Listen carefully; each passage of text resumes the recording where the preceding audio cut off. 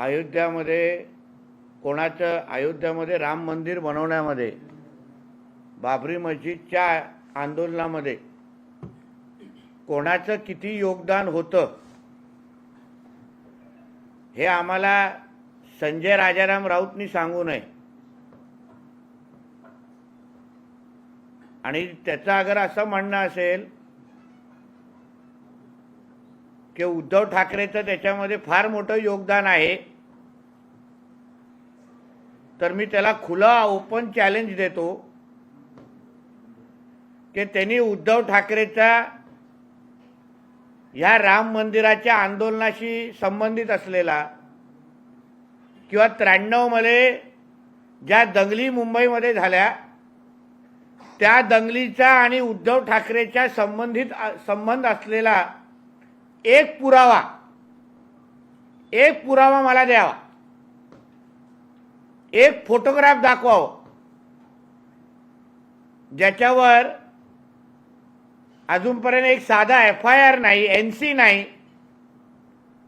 त्या उद्धव ठाकरेला राम मंदिराला का बोलवायचं, राम मंदिराच्या म्हणजे अयोध्याला का त्याला आमंत्रण द्यायचं, हा फार मोठा प्रश्न आहे ना।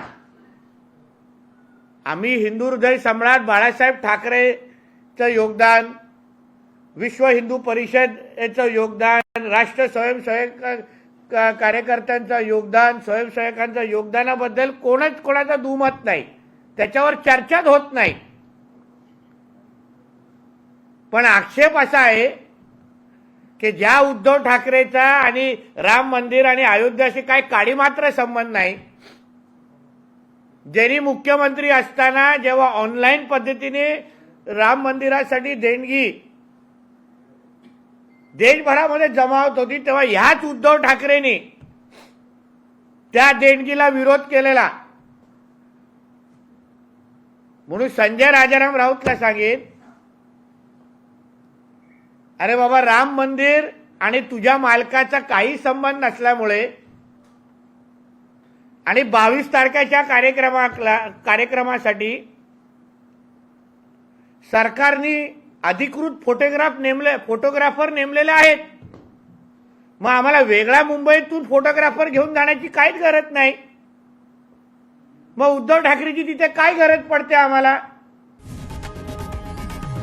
लोकशाही मराठी ऐका, पहा, जागरूक रहा।